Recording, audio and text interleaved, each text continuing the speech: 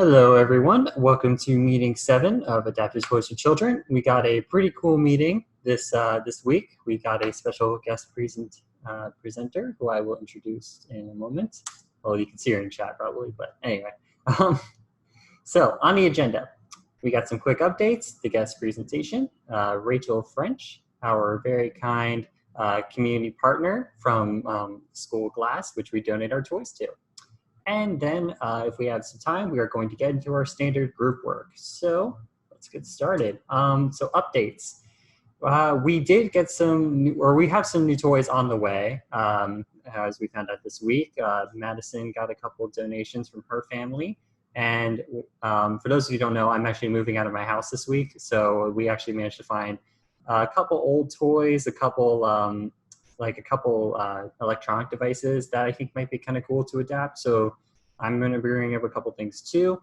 But we got some new things coming in soon. So hopefully that'll be cool. And just, I guess, a reminder, if any of you guys have anything that you have lying around the house that you think would be a good toy to adapt, feel free to throw it our way. We also received some confirmation regarding the money that we got from Purdue Day of Giving. It should be $50 as a very generous donation. And this will go a very long way with toys, tools, all that stuff. I definitely think this is going to help us a lot with a lot of other things. But we'll get into that in the coming weeks, I guess. We're still waiting on the crowdfunding page, though. There were a few donations on that, and that's going to take a couple more weeks, I think. I might ask about that soon, but we should have a full roster of how much we earned that day pretty soon. So that's exciting. All right, and I will now hand off things to our guest presenter, Rachel Finch. All right, bear with me, guys, while I do this. Here we go. Can you all see my screen? I can, yeah. Okay, perfect.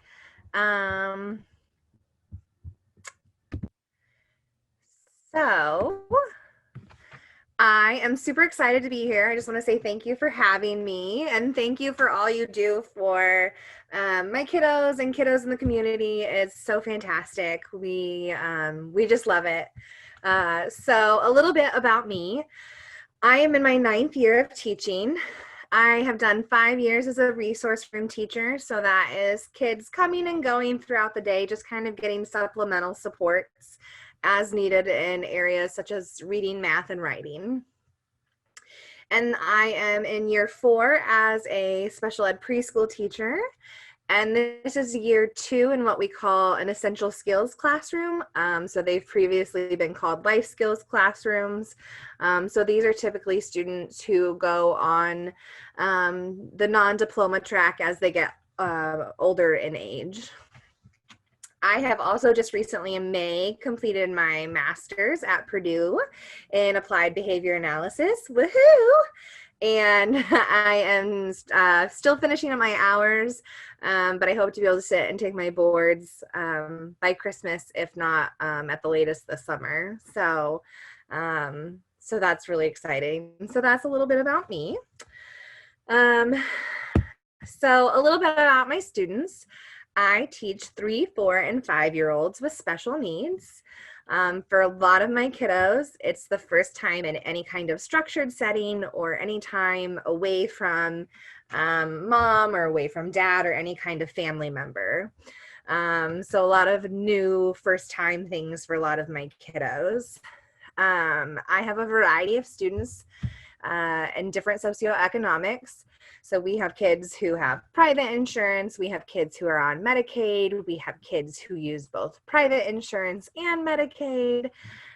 We have students who use the Medicaid waiver, which allows them to do a lot of really cool things. One of the big things is in our area, in the West Lafayette area, there are not a lot of daycares that are spectacular with watching students with special needs. They're not trained in that area, so it's not always the best fit for them. So one thing the Medicaid waiver does is offer respite care.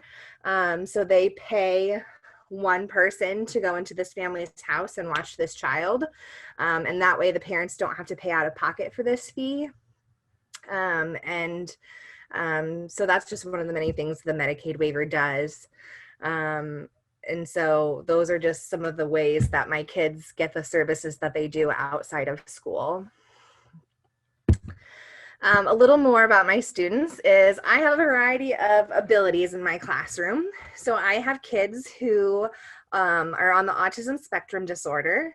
Again, it's a spectrum for a reason. So you have high functioning kiddos, you have kiddos who are in that middle range of functioning, and you have kids who are lower functioning. Most of my students are in that lower functioning range. So that would mean that a lot of them are nonverbal, have lots of behaviors, have very basic skills. Some of them are working on matching colors, matching shapes. We're not even at that identifying colors or shape stage yet for a lot of my students. The other group of students that is a large population of mine are orthopedic impairments. So those are our students who are in wheelchairs or have some sort of impairment that doesn't allow them to move their body in the correct way. So these are the kids that we use switches for the most and switch adapted toys for the most. And so again, that is a huge population of mine as well. And so again, they aren't just separate abilities either. So like some kids with autism can also have orthopedic impairments and have cognitive abilities. So a lot of times it's a mixture of these abilities in one child. And so that's why we need such a variety of items to make their educational time worthwhile. The other thing we have in my classroom is we have students with cognitive disabilities. And so just kind of to give you an idea, average intelligence, average IQ is between 85 and 115 on a standard score. And so, you know, if you think about a bell curve, the majority of us fall into that average range. And then when you start to go backwards down that bell curve, there's a mild range, and that is 70 to 85. And there's a moderate range, which is 70 to 55. And then there's a severe range, which is 55 and below. So a lot of my students fall in that moderate and severe category. So when you think about skills that they're going to be doing long-term, we're working on a lot of communication, functional communication, saying want, eat, drink, help. Those are words that we're working on constantly in my classroom. Stop, go. We're working on those basic skills such as identifying their name in print, being able to write their name, being able to identify if they're a boy or girl. So those very basic skills that are the foundations that set them in motion for the future. And then our big category at our preschool is called developmental delay. And so that just means that they're not hitting those developmental milestones when they should be. And so a lot of times our kids are classified as that in the beginning, just so that way we can kind of feel out where they need to, where their abilities truly are at. And they can keep that eligibility in the state of Indiana until the age of 9. So a lot of times our kids will go on to kindergarten with that eligibility as well. And again, usually my kids have like autism, cognitive, and developmental delay. They usually have all of those together. It's not just one. And then I also have some behavioral children. Again, that ties in with the autism, it ties in with the cognitive, the lower cognitive piece, it ties in with the inability to properly communicate your wants and needs. And so we work on managing a lot of behaviors in my classroom as well. And so that's where a lot of our visual supports and adaptive things that you'll see later on in the presentation kind of come into play. Every child in my classroom receives some kind of extra service, such as speech, occupational therapy, which is fine motor based. So they're working on handwriting, sensory needs, excuse me, going to the bathroom, how are they going to engage those switch buttons? Are they going to use their head? Are they going to use their whole hand? Are they going to isolate one finger? So OT works a lot on those kinds of logistics in my classroom. And then PT is gross motor skills. So walking, jumping, any kind of equipment that allows the student to navigate around my classroom, that is kind of their realm. And then sometimes we have additional services as well. It just, again, kind of depends on the ability of the child. So that's a little bit about my students, and that's a lot all at once. So we're going to jump right into kind of some of the assistive tech that we use in my classroom. So all of these pictures are of students using what's called the Big Mac switch, and we use it as a form of communication. So we use them in a variety of ways in my class. So you can see the stop and go at the bottom. We use that a lot for the swing. We'll present them to the child in the swing and say, what do you want? Do you want to stop or go? And they'll push the button and it will say go for them or stop for them. And so what you do is you just hold down the button, push the record part, and then you say whatever you want it to say. This one right here in the middle with the little boy dressed up as Buzz Lightyear. As you can see, he has a wood piece there kind of supporting his switch, so that way he can hit it with his fist. We went around practicing functional communication for Halloween. So we went around saying Happy Halloween. So that's what the Big Mac said for him when he went around.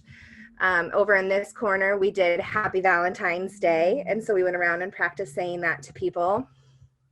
And then here is another little child, and she's using her whole hand as well. And I believe that was for Valentine's Day as well. We also have one by my classroom door.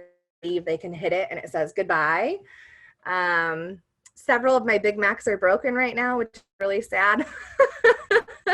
So we're working on trying to get those fixed so that way we can have more ways to communicate just around the classroom. But yeah, those are some fun ways that my kids have used them.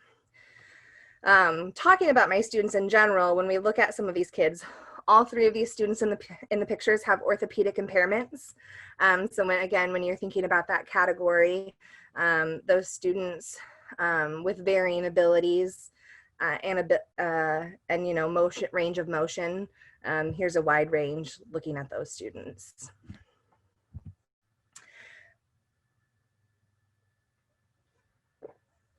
So here are a bunch of pictures of our students using switches and switch adapted toys in our classroom. And they're using them in a variety of ways. For instance, this little boy right here in the far left corner, he is in a stander. So he's in a gross motor, a PT provided piece of equipment. And he is not a fan of the stander. He cries most of the time in it. So we pair a non-preferred activity with a preferred activity, which he loves the dog that plays music and sings and dances. And so if you pair a preferred with a non-preferred, he's more likely to be willing to do it.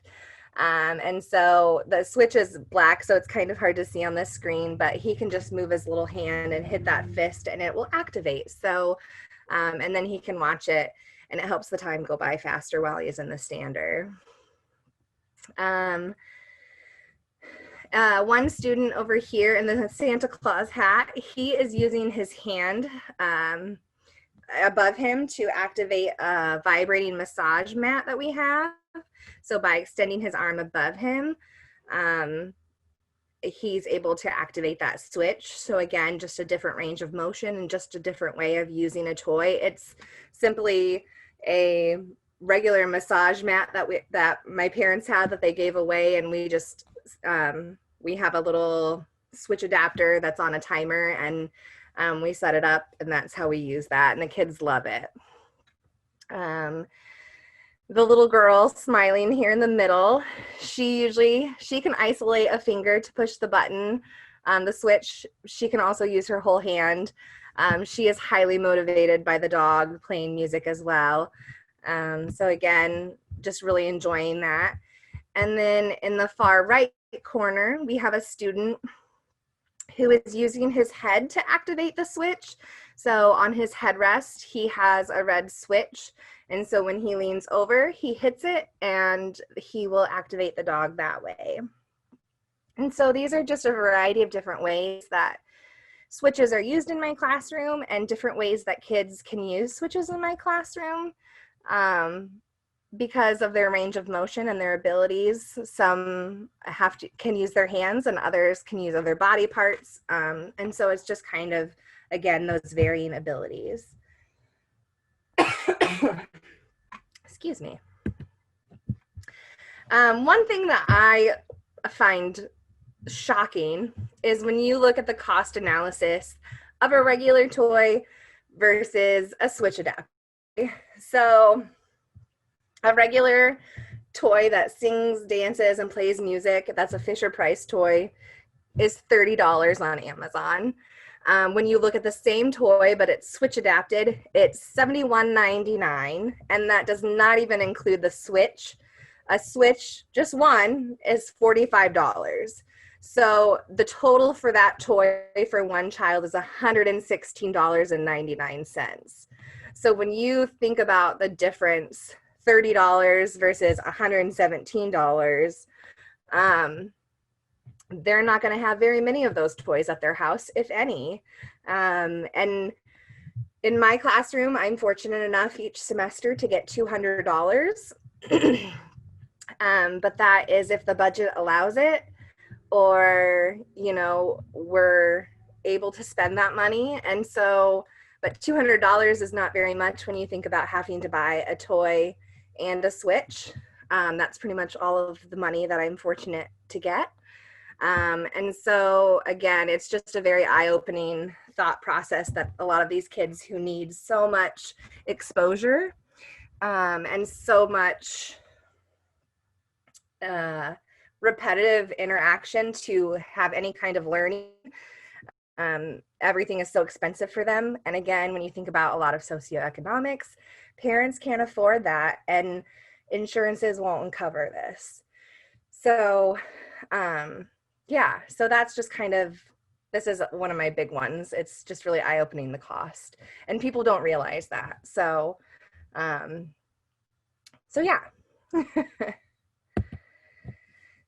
So the next couple of slides just kind of talk about a bunch of different things that we kind of use in our classroom in terms of communication, skills that we work on in the classroom. Sorry. So what you see here is an iPad with a speech generating device. And it's a form of AAC, which is augmented alternative communication. And so you push the button and you follow the pattern to say the word, and then the iPad or the device says the word for you. So again, it's just another form and another way that we provide communication in the classroom. This little guy in the green bowl over here, he has a similar device as the one on the iPad, but he is controlling it with his eyes. He is using eye gaze to activate the buttons and to say the words for him.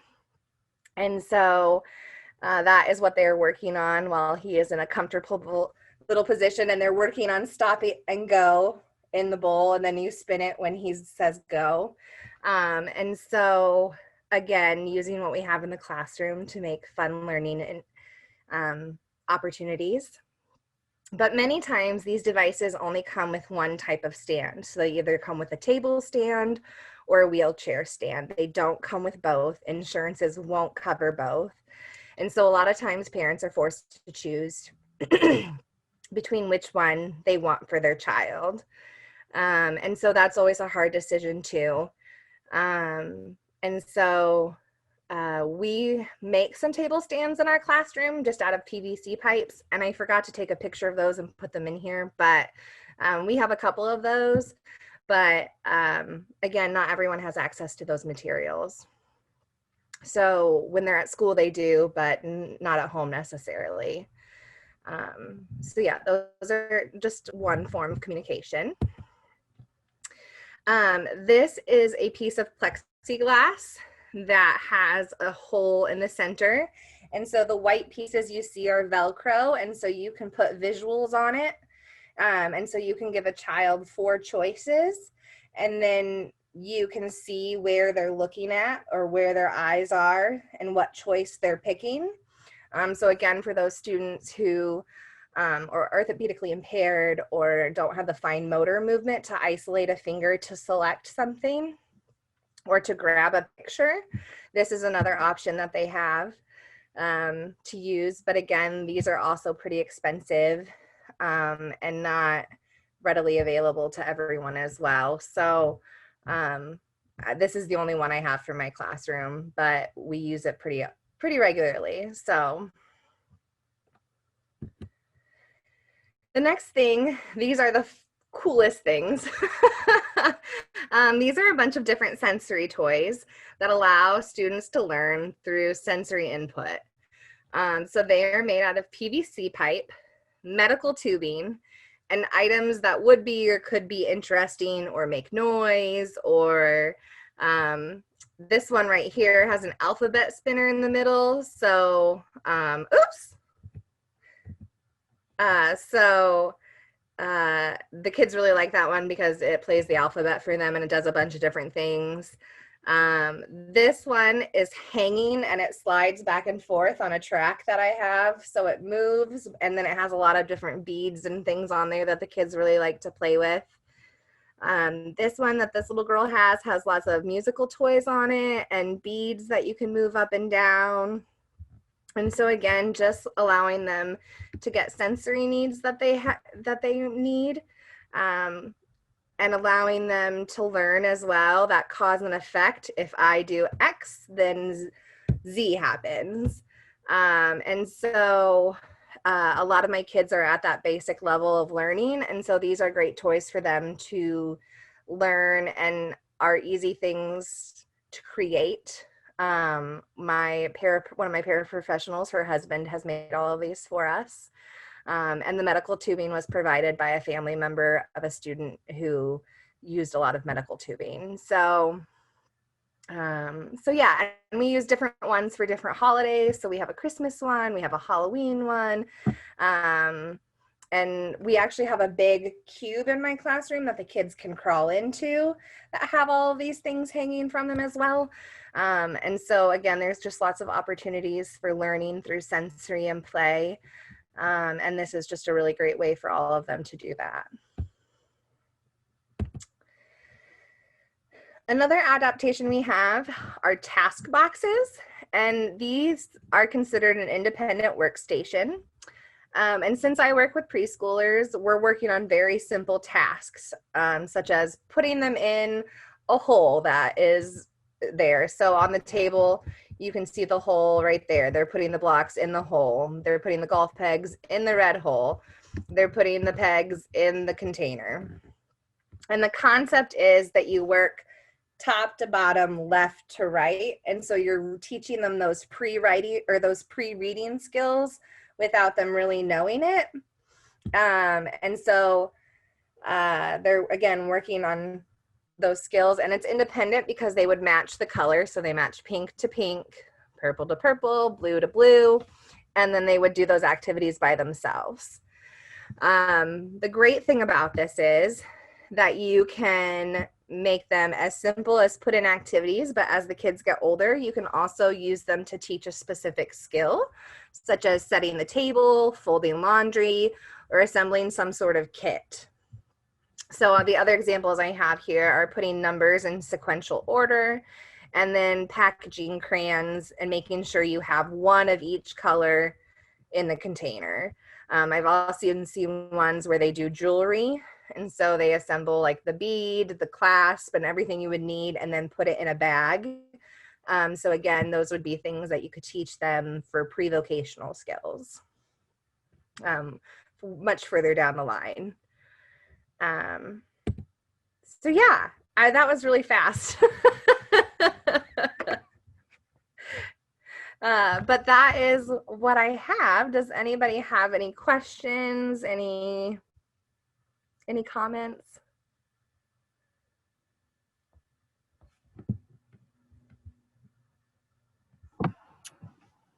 Do you have any ideas on how we could better help your students? Like any other things you would like to see us do?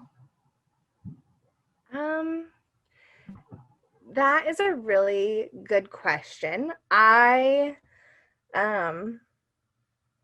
I mean, I know when the team came to visit last year, we had talked about kind of the switch piece, providing switches, because that's an expensive piece that we have to pay for. We don't get like a bulk discount type thing, but really, I am open to whatever you as a club want to try or want to make or um, are excited about to present to my kiddos. Um, there is no idea that is, in my idea, a stupid idea or a silly one. Um, I think that's where some of the best ideas come from, and is thinking outside the box. And how can we provide these opportunities to these kids who wouldn't necessarily get it? So I don't really necessarily have one specific thing that I think would be helpful, but um, the Switch toys alone are amazing because, again, the cost is so phenomenal that we just can't buy that many of them. I think I have like maybe with the ones you gave me, I now have like 9 of them. And so that is not many. And when you think about all the kids you have that would need those, and they're using the same ones over and over, they just don't have a variety of items. Um, so I guess I'm not really sure. Um, sorry, I don't have a better answer for you. No, it's all right. Thank you. How many students total do you have in your classroom? So this year, due to COVID, I only have 9 students. The phrase of the week is 9 is too many. When you get a lot of students who lack that safety awareness and lack the ability to appropriately communicate, and don't have the ability to know where they are in their own space and would like run through another person to get the thing they wanted that was behind them. Safety is a big concern with large numbers. So we're actually looking at splitting my classes up. But so this year I have 9. Last year I had 15 in 3 different classes. The classes are 2.5 hours long. So we have a Tuesday, Thursday class. We have a Monday, Wednesday, Friday class. And then we have an everyday afternoon class. And so, yeah, so the numbers have decreased quite a bit, but also with my demographic of kids, I usually have the medically fragile students as well. So a lot of those students are homebound due to COVID. And when their doctors have given them the okay, they'll return to school. So.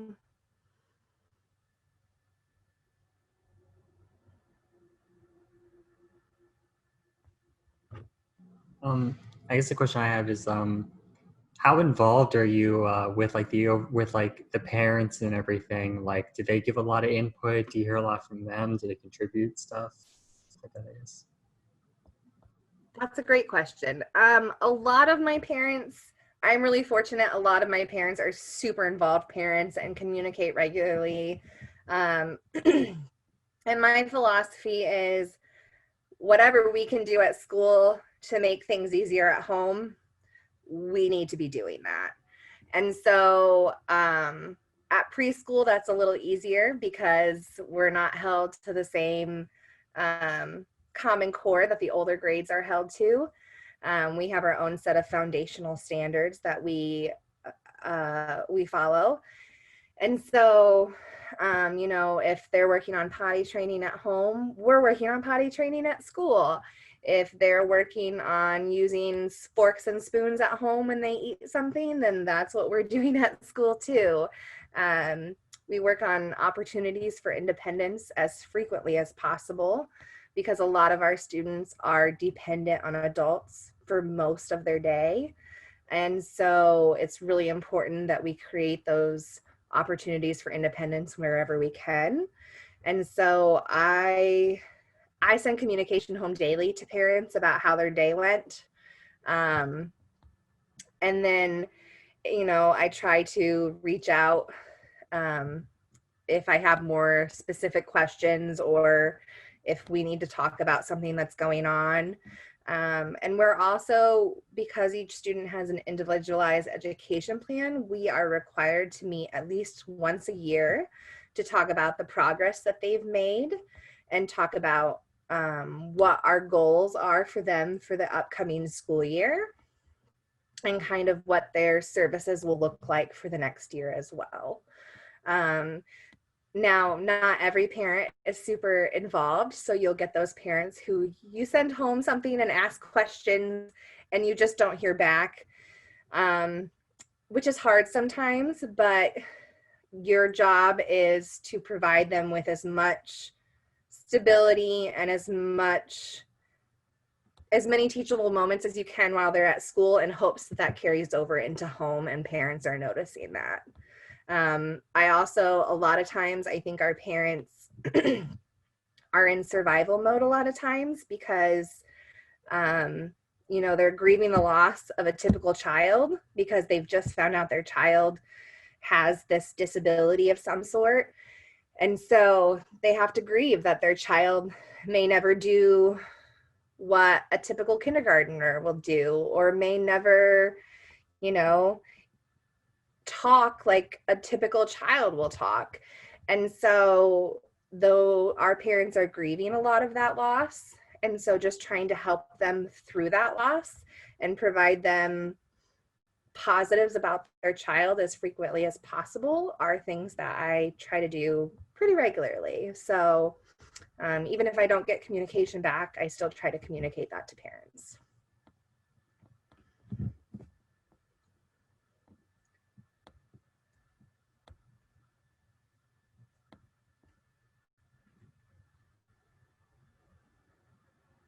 All right, does anyone else have any questions?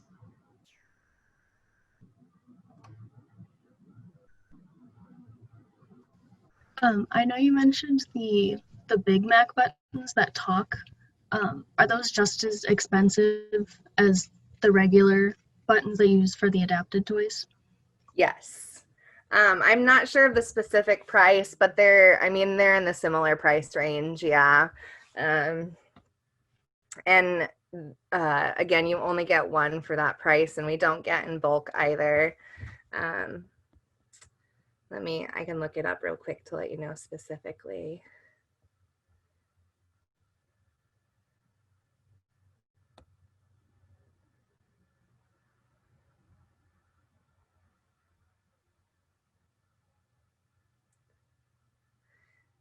So they're actually quite a bit more. One Big Mac is $135.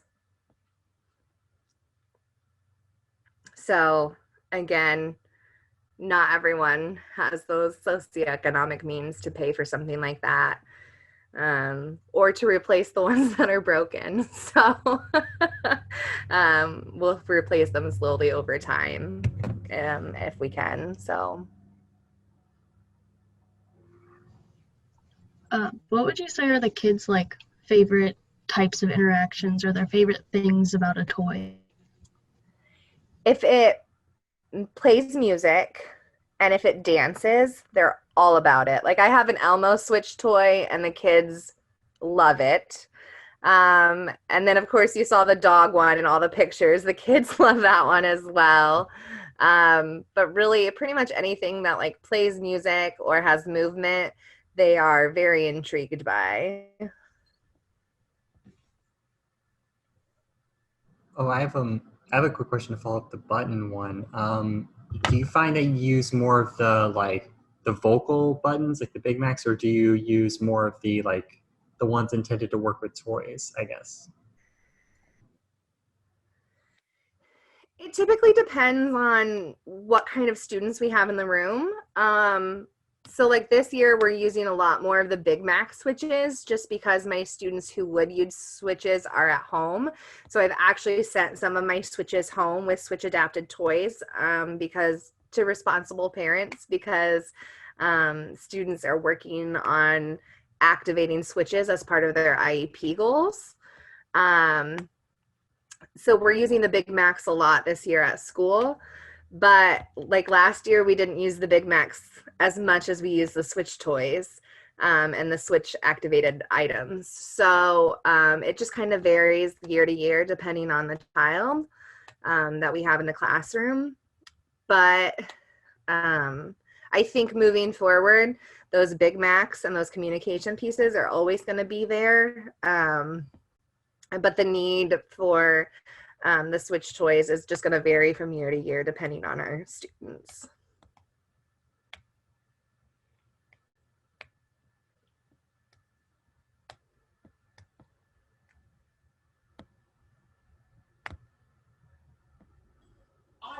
So Cooper and Madison, why don't you share with Rachel what you've been working on in your teams?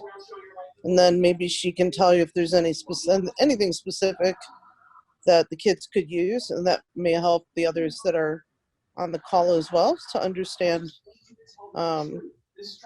how exciting some of this is actually is. Sorry, I'm sitting in my chair in the living room. It's very unusual. I usually sit at my desk, but I got tired of that today. So anyway, I'll give the floor to you guys. All right.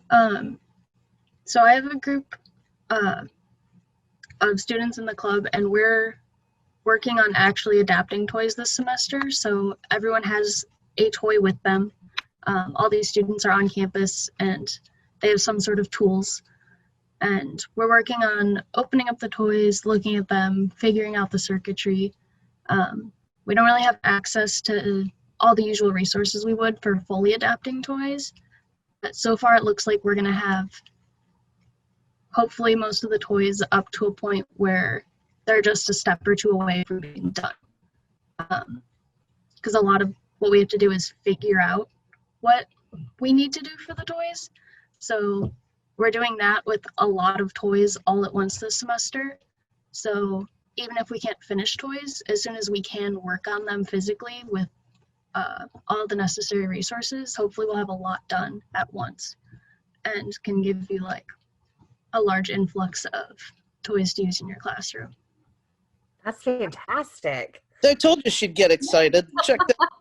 I am. I'm so excited. It's to tell her about the button group. That's going to make her jump for. Yeah. Yeah, so I guess I'll mention that one real quick. That one's not my group, but the lead for that couldn't be here tonight. So we do have a group that's working on 3D adapted switches. Those are going to be the ones. Right now we're designing the ones that go with toys. As far as I know, we're not implementing voice boxes to make our own Big Macs just yet. That's why I asked, because I was just kind of curious about that. But that could be potentially something we do in the future. But hopefully we're hoping to have something together pretty soon. We have not every member is up to date on their 3D printing, so they're kind of learning as they go. But we're excited, and it's coming along. That's fantastic. Yeah, I figured, because every engineering student at Purdue, from my understanding, has like free 3D printing material. So in theory, we could just supply as many buttons as we have members, to be honest. And once we get design. That's wonderful. Oh, that's so fantastic. And I knew you were drinking. See, I told you. It's like Christmas. Yeah, there you go. And for the last group, which is the group that I help run, that would be the toy planning group. I talked to you a little bit about this one. So like we're planning on, so the idea is some family, ideally one who works with the school, has a toy at home that isn't particularly suited for their child, and they would like to adapt it on their own.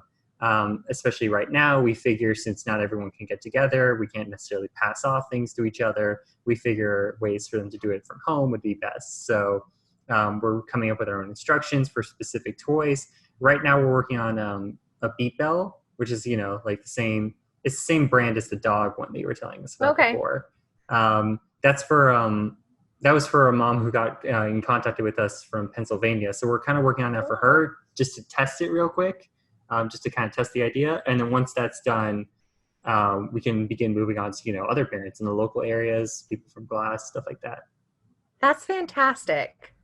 I love that idea because I think I haven't sent home flyers yet, but I'm not doing that because I think a lot of my parents will really be excited about that as well, because I think just having a resource that they didn't know existed or didn't know they could do themselves, or something then else they could learn about for their child.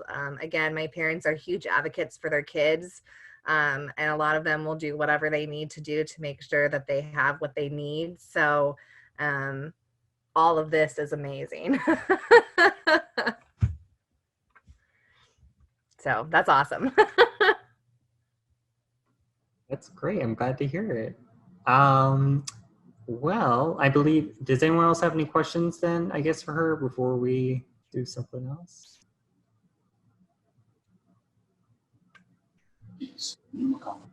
Thanks for coming, Rachel. I think it's good for everyone to see you and realize you're a real person, not just someone we talk about.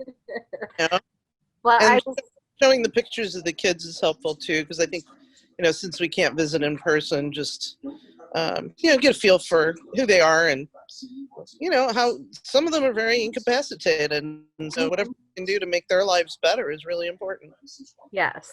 And my one little guy who was in the Woody thing, if you have something that's like a little higher than like music and dogs and dancing, he is a smart little cookie in there. And I think he's going to get bored with some of my toys pretty quickly. So if you have any, that does the different languages, you guys, or did we adapt that already? Not yet. That one we were actually wondering about the language thing. If we're going to end up doing that or not. That one's also like a singing and dance toy, but it does in 3 languages. So yeah, that's why I thought that your step higher. yeah. We also have we recently got like an alphabet keyboard. So that's kind of in the works right now, where it's a little bit tricky to adapt. We're not sure if that's going to be a Switch one necessarily, but we're looking into it. Things with the alphabet, something like that would be super good for that kid. So for that child. So but I just really want to say thank you guys for all that you do, again, for my kids and for the kids, for the community. It's fantastic. I'm one of those people who, if I could do it myself, I would, but it is above me at this point. And so I'm just so excited that you all are excited to do this kind of thing and do something that gives back to our community. So thank you. Yeah, we're really grateful to have you on. I think Dr. Ann pretty much summed it up. It's really great that everyone got to see you, talk to you in every sense that we couldn't for this semester. So that's really great, and we really appreciate it. Yeah, no problem. All right. So I guess if no one else has anything else to say, I think, all right, we have about 10 minutes or so before I would normally pull everyone back. Madison, do you think that maybe we should do just like, should we split off and maybe do like quick updates, which is all I think we might have time for, or should we just call it here?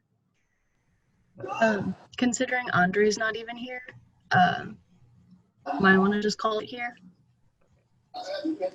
And if anyone has any like really big updates with like in group 2 or group, I think it's group 2. Yeah, group 2. If anyone has any big updates with their toys, let us know. Like you can tell Madison or me, anything like that. I don't think I had anything big for group 1. We're still working on figuring out the ground wire, if I'm not mistaken. So that will be a thing. But yeah, all right, then I guess I'll just call it here. Thank you so much for calling out, for coming in. Take care. Thanks, Rachel. Thank you. Thank you so much.